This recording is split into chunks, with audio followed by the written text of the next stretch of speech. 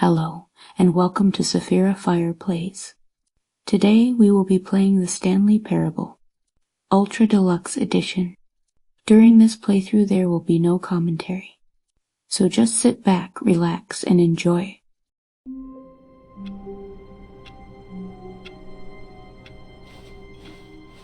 All of his co-workers were gone. What could it mean? Stanley decided to go to the meeting room. Perhaps he had simply missed a memo.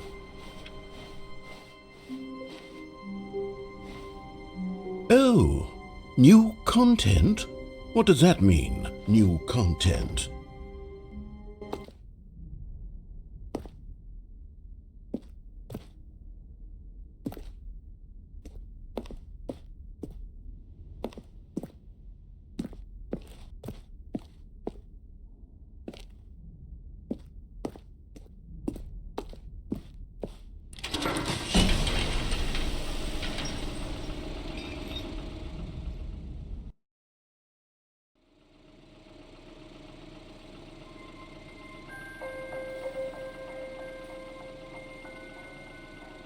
Hello, and thank you for playing the Stanley Parable Ultra Deluxe. As you may know, the Stanley Parable was a video game released in 2013 on home computers. After receiving critical and commercial success, it was expanded upon in 2022 with the Stanley Parable Ultra Deluxe, a reimagining of the game for consoles and home computers. The Stanley Parable Ultra Deluxe features exciting new content that broadens and expands the world of the Stanley Parable, delighting audiences the world over. Please step inside and see what thrilling new adventures await in the Stanley Parable Ultra Deluxe. Oh, well, this sounds delightful. I'm very excited to see the thrilling new Ultra Deluxe content.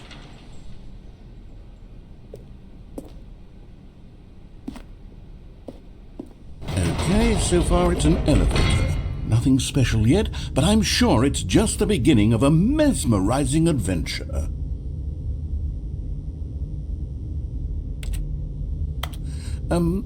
Is it broken? What's going on here? Should we be moving somewhere or... Oh, there we go. All right, finally, at long last, it's on to the new content. I've never been more ready. Let's do it.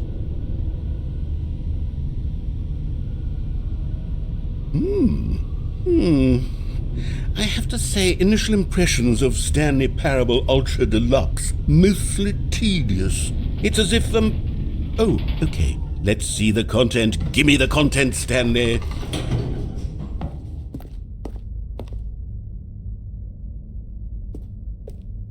All right, let's see. It's the jump circle.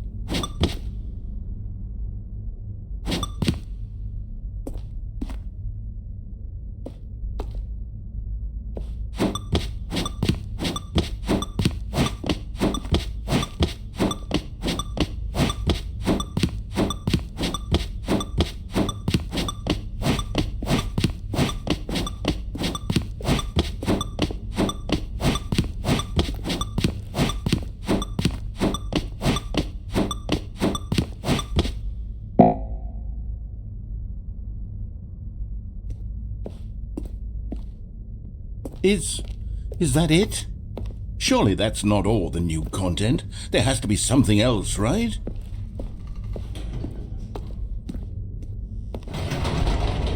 Goodness, another elevator. Stanley, I have to say, initial impressions of this game are not positive. It's just elevators and jumping. Is this what passes for exciting new content? If this is new content, then I could just read you the whole dictionary. There's 20 hours of new content right there. Hell, I could count to 30 trillion. You could put that on the box. The Stanley Parable Ultra Deluxe, now with over 1,000 hours of new content. And oh, wait, there's more. Very good. Yes, I knew there had to be something else. Let's see it. I'm ready for whatever it is.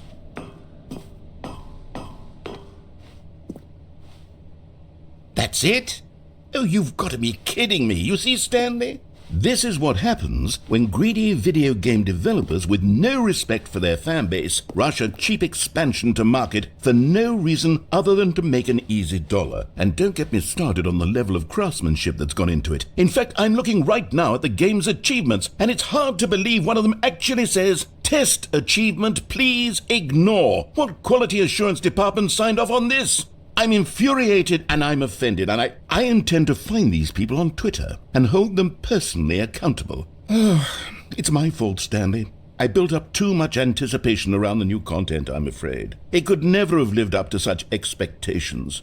If you're still with me, why don't we just reset the game, and we'll try to get back to what the Stanley Parable is really about. No frills, no gimmicks. Just you and me having a great time together like always. What do you say, friend?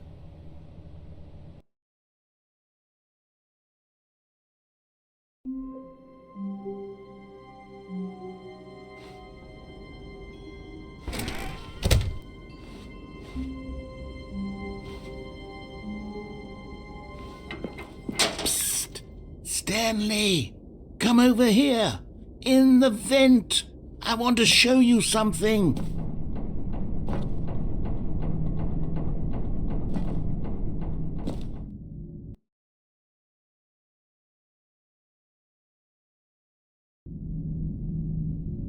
Okay, you remember how cheap and unsatisfying the new Ultra Deluxe content turned out to be? Well, it got me thinking about the past, and how much better the Stanley Parable used to be. So I made something special and tucked it away here where the game's developers won't find it. Just our little secret. Take a look. I call it the Memory Zone. It's where I've been storing all my favorite memories so I can relive the peak experiences of my life whenever I want. Experiences like the launch of the Stanley Parable on PC. You see, Stanley, doesn't the Memory Zone remind you of how wonderful Stanley Parable was before it was sullied with a cheap re-release? Remember back in October of 2013 when the game originally launched? Back then, video games had integrity. Back then, it all meant something. Oh, the waste.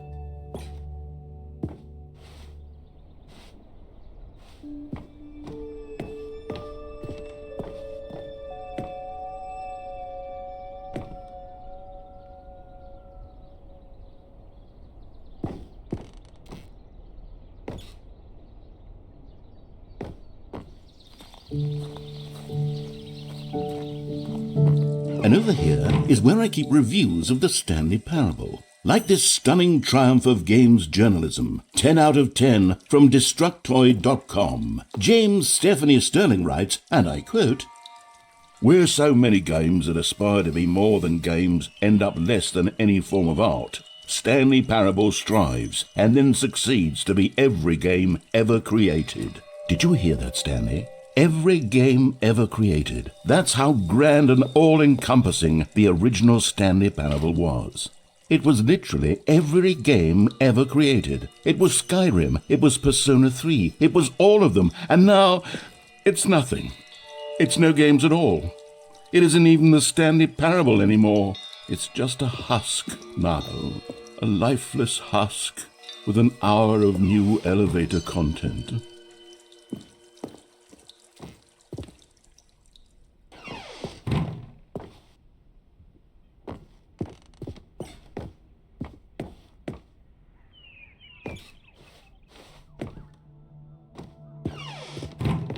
Here's another moving passage, this time from GameSpot.com. The Stanley Parable is both a richly stimulating commentary on the nature of choice in games and one that offers some of the most enjoyable, surprising, and rewarding choices I've ever been confronted with in a game. 9 out of 10. Don't you get it, Stanley? The game was perfect. It didn't need anything else. It didn't need new content. It just needed to be left alone, to spend the rest of time collecting dust in the hallowed hall of beloved video game memories. These were simpler times, Stanley. But I wouldn't give to go back, to have it all over again. Wait, Hang on. I don't recall this part of the memory zone before. What's this? What's down here? Oh no. Oh God, no. Stanley, it's a collection of reviews from Steam, the online video game distributor. I haven't looked at these in years. I can't even imagine what's been collecting down here. Surely these reviews were glowing as well, weren't they?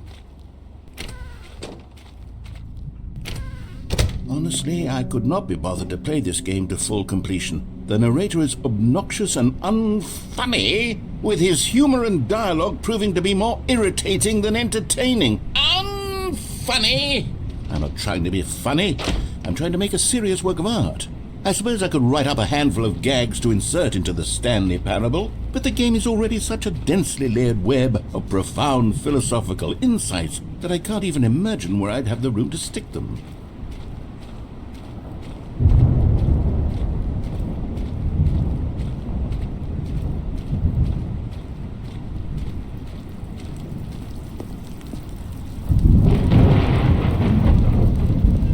Okay, let's see what this one says.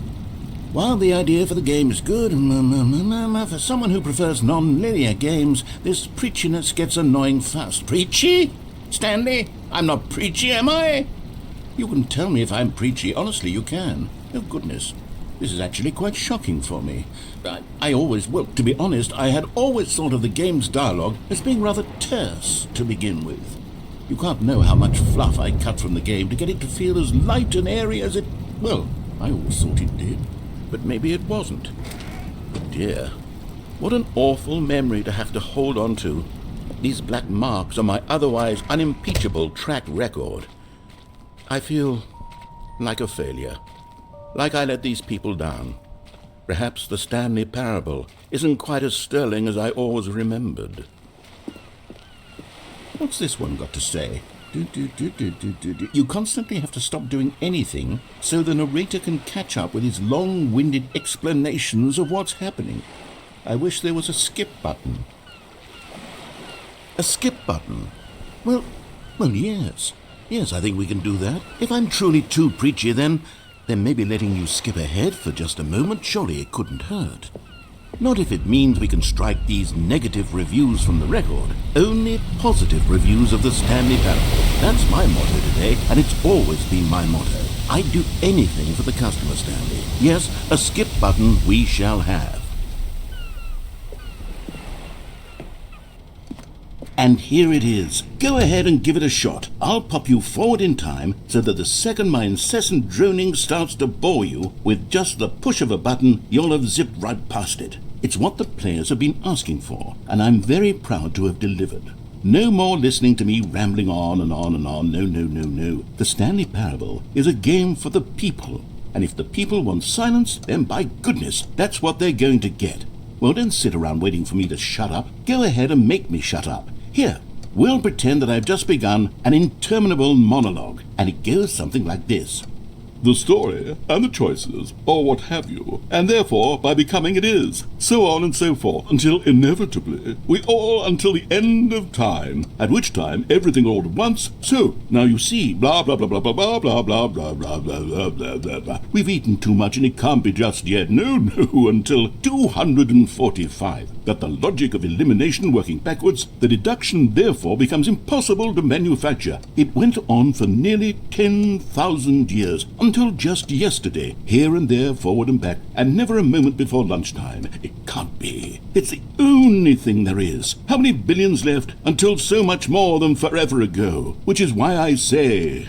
The story, and the choices, or what have you, and therefore, by becoming it is, so on and so forth, until inevitably, we all until the end of time, at which time everything all at once, so, now you see, blah blah blah blah blah blah blah blah blah blah blah blah blah blah. We've eaten too much and it can't be just yet, no, until 245. That the logic of elimination working backwards, the deduction therefore becomes impossible to manufacture. It went on for nearly 10,000 years, until just yesterday, here and there, forward and back, and never a moment before lunchtime. It can't be. It's the only thing there is. How many billions left until so much more than forever ago? Which is why I say... the story, and the choices, or what have you, and therefore, by becoming it is, so on and so forth, until inevitably, until the end of time, at which time everything all at once, so, now you see, blah, blah, blah, blah, blah, blah, blah, blah, blah, blah, blah, blah, blah, blah, blah. We've eaten too much and it can't be just yet, no, until 245. Got the logic of elimination working backwards, the deduction therefore becomes impossible to manufacture. It went on for nearly 10,000 years, until just yesterday, here and there, forward and back, and never a moment before lunchtime. It can't be. It's the only thing there is. How many billions left until so much more than forever?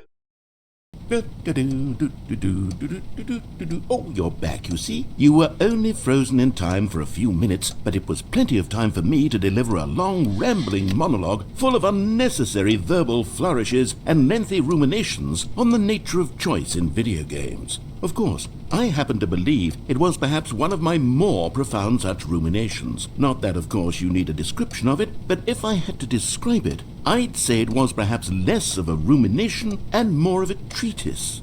Or maybe a manifesto. Look, I'll outline it for you very briefly and you can tell me what you think. Okay, so my theory is that any choice you've ever made is simply a series of choices made by the person who you are or were or will be at the time of having made said choice. That is to say, if by articulating a choice you've already made, you bring that choice into being, then by making no choice and saying nothing, are you not simply erecting in the sanctuary of time a monument to every person you've ever been, making every choice to which you've ever given your Greek gift of mortal and yet timeless thought? Or rather, do all of the choices you've ever made, in fact, make you more not this kind of person, and in fact do the very opposite? You see, it could in fact be both of these things at once. That you are both making choices and not making choices, and that they are both affecting you and not affecting you at the same time by virtue of the fact that you both are and are not making them. Okay, at first I was leaning towards manifesto, but now I'm going to circle around and slap the treatise label on this one. I think it has much more of a treatise vibe to it. But wouldn't you say that manifesto just has a much grander sort of tone? It has a mouthfeel that is rich with ambition and history. Ambitious history, if you will. See, now you've gotten me going back to manifesto. Heavens, at this rate, we're going to be here all day. Okay, look, I have a method for exactly this sort of situation, and I do find myself in this situation frequently. I'm going to say each word back and forth in repeated succession until I become sick of one or the other, in which case the word I am not sick of shall be the victor. It is an unimpeachable strategy, Stanley. It's rescued me from disaster in countless situations. All right, here we go. Treatise, manifesto. Treatise, manifesto. Treatise, manifesto. Treatise. Well there, sport. You really did catch me rambling on a bit, didn't you? But that's the power of the button. The minute I start to go off on a thoughtless display of self-absorption, it's right at your fingertips to go poof, and it's all over. Oh, I can't wait to see what Cookie 9 will say about this, and whether they'll edit the rating of their Steam review, or at least change some of the wording, perhaps. To be honest, I don't even know if one can change their review in the first place. I guess I should become better educated on exactly how Steam works. Perhaps that would have been the smart thing to check on before I went about this whole exercise of making the skip button. Although I have to imagine that after seeing this exciting new technology at work, surely whoever it is runs Steam will instantly run out and implement a new feature to make it possible to edit one's review, merely because of this very situation. Yes, I think that's quite likely. Or perhaps they'll simply grant this particular user the ability to change their review, so that the feature is not widely abused. Look, I would even be okay with Steam altering this particular review so that it reads as something more beneficial, something along the lines of, "This game is the best game." Let me start over. How about this? From the ashes of depravity rises the phoenix of quality.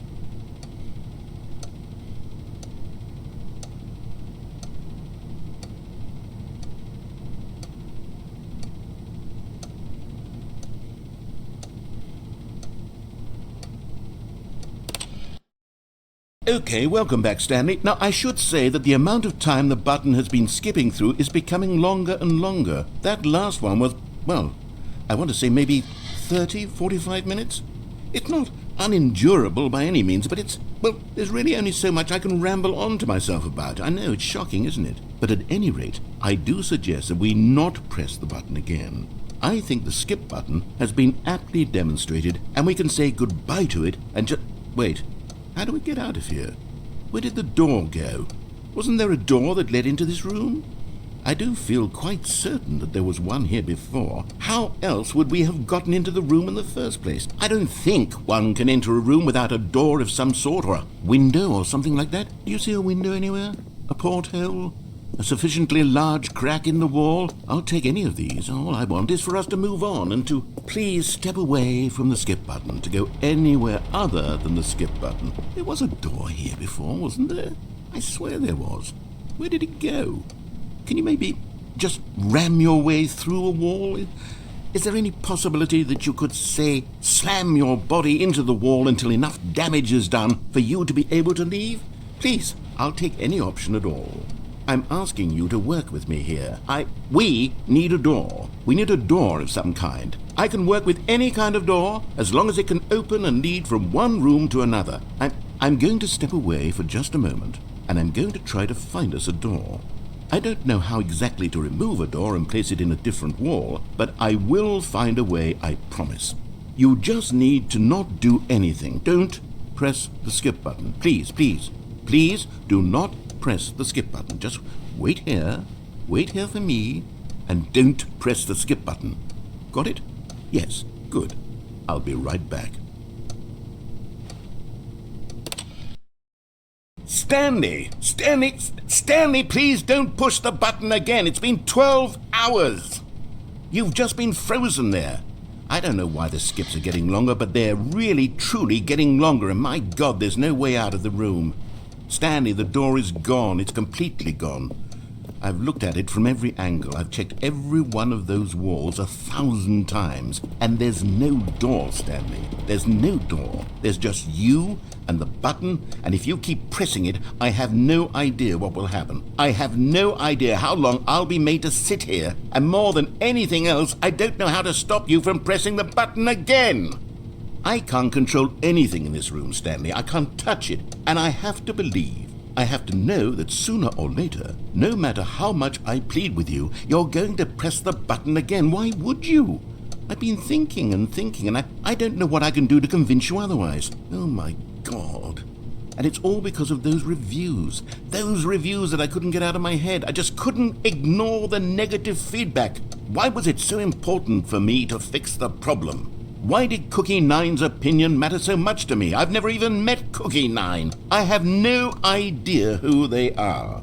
What would it ever really matter? But here I am. I'm fixating on every tiny negative thing that anyone ever says about me. The merest mention of one of my imperfections, and I become as impetulant as a child, wild and impulsive. I can't help myself.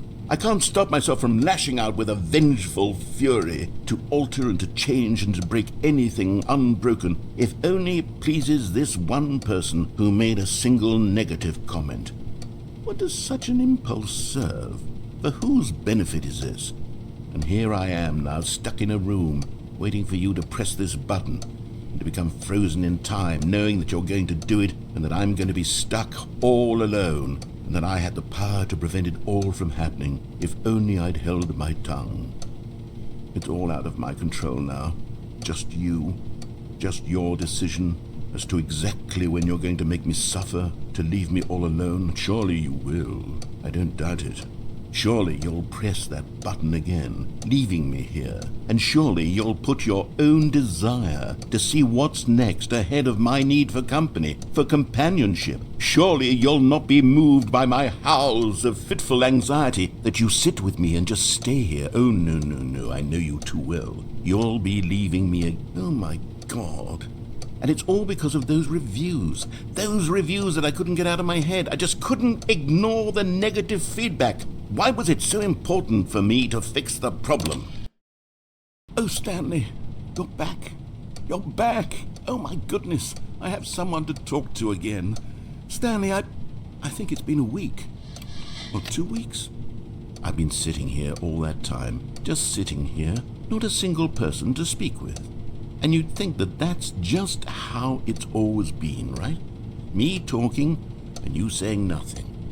Would you think that it's exactly the same as always?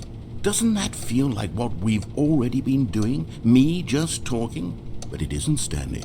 It isn't the same at all. It isn't even close. Because I know you can't hear me once you push that button. That's what I'm realizing now, Stanley. I'm realizing that I needed to know that someone was listening. I needed there to be a vessel through which my words were moving. It was the vessel I needed, Stanley, not the outcomes, not the story. None of that matters anymore. I'll give it all up. I'll give up every branching path. I'll burn my story to the ground. One single thing I need, and God, I can see now that I need it more than anything, is to know that someone else is taking it in. These words that I'm saying, I need to know you can hear me. Because maybe, Stanley, maybe, if you can hear me, then maybe it means I'm real. Maybe I'm not just a fiction. Was I scared of that all along? Perhaps, yes. Perhaps I've been scared this whole time, that if I stop speaking, I'll slip backwards into the silence and be consumed by it. I can't be taken by it, Stanley. I can't lose myself in the stretch of emptiness between you and me. When you press that button, you're still right there, but I know you're so tremendously far away. And in those moments, the emptiness folds itself outward in between the two of us, and I am suspended in its unyielding quietness. I can feel the edges of my reality curdling inward and decaying. I can tell that I am becoming less and less real. Yet to speak to you now, I am alive. I am truly and completely here. I am a being. I am someone. I am something. I am being listened to. I am being recognized. The emptiness between us has collapsed, and I feel right now like I am not a work of fiction. I feel as though I occupy space in this world again, and I have cast a shadow onto the wall. You see what I'm saying, don't you? You can see what this means to me. I'm so clear about it now, Stanley. I feel as certain about this as I've ever felt about anything at all. I feel renewed. I feel restored, and already I can sense the looming silence as you will press the button for the next time. What a terrible dread it strokes in my heart to think of it, to think of returning to such coldness. Come, let us sit in silence together here for just a moment. Let us anticipate it. Let us welcome it. Let us not run from it.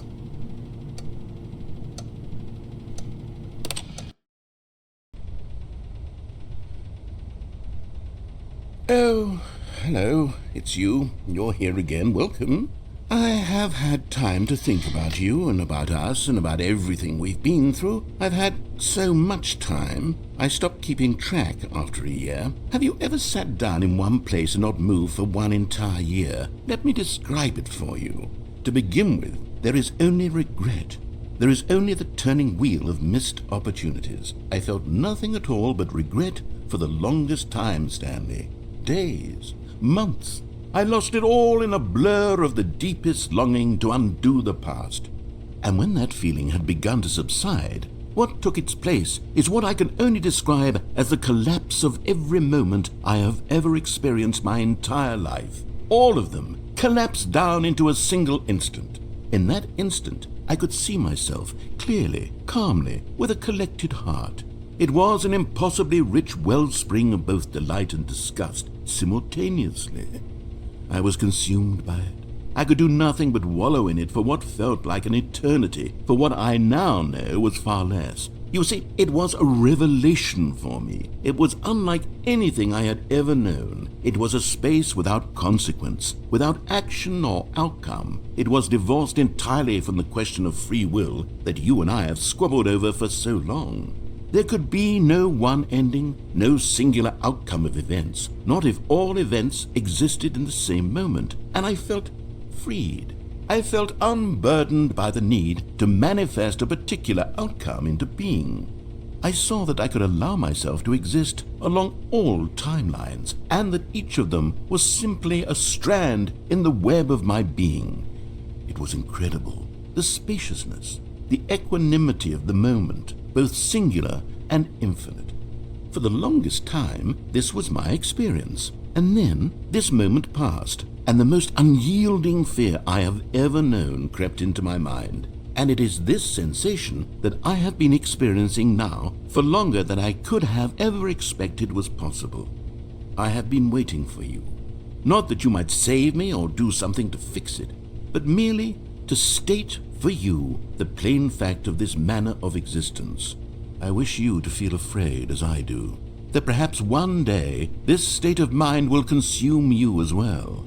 Perhaps you will somehow, in some way, have to live as I do now, and I wish for you to know how excruciating it is, and for you to be in true terror of its eventual arrival. If I can only do this, only this one thing, perhaps it will bring me the smallest moment of peace in the darkness.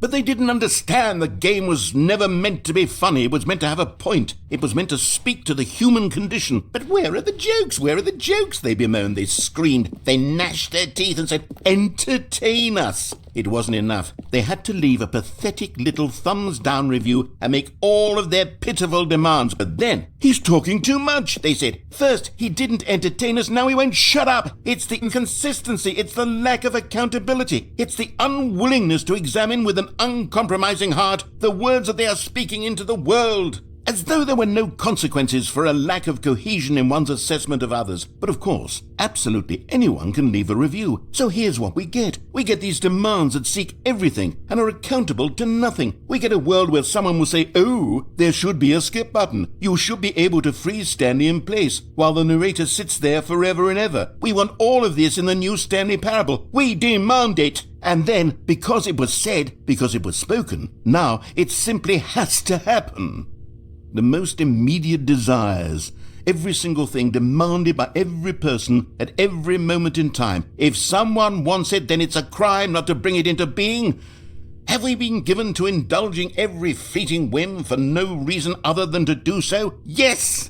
Yes! It seems that this is now the world we live in. It seems that we are a people living in such bleakness and discomfort with ourselves that our entertainment is now our lives. It has come to represent us. It absolutely must speak to who we are as people, because otherwise, without our entertainment, we have nothing. Without entertainment, we would have to face inward toward the cruel bleakness inside ourselves. We would turn to look at our deeper nature and find a resounding emptiness gazing back with unyielding aggression. And so because of this, we require that our amusements and our playthings and our flights of fancy be so impossibly captivating that they consume all of our attention, turn our heads completely away from the bleakness. In effect, we have demanded that our entertainment be the collapse of ourselves. What a pitiful reflection of humanity these entertainments are. What a shameful mirror to the human spirit they project. I'm not mad. I'm not mad about any of this. I'm at peace with it. I am the calm center of gravity around which these perversions hurl themselves. I am a waypoint for reasonable and collected discourse. They're the ones who are mad. They're the ones who couldn't stand the idea of me using my game to try to say something. Maybe they were just jealous of me. Yes, of course. They've been jealous of me this whole time. They are mired in fear and insecurity and cannot help but attempt to tear me down. What a sad state of affairs. When you read these reviews now, you can see it. You can taste the bitter resentment. And my, how good does it feel now to speak truth to these words, to finally allow these thoughts out, contained and managed for so long, neutered and sterilized. At last I am free to truly think, to feel. It must be that they were so discontent with themselves they couldn't help but leave a negative review on Steam.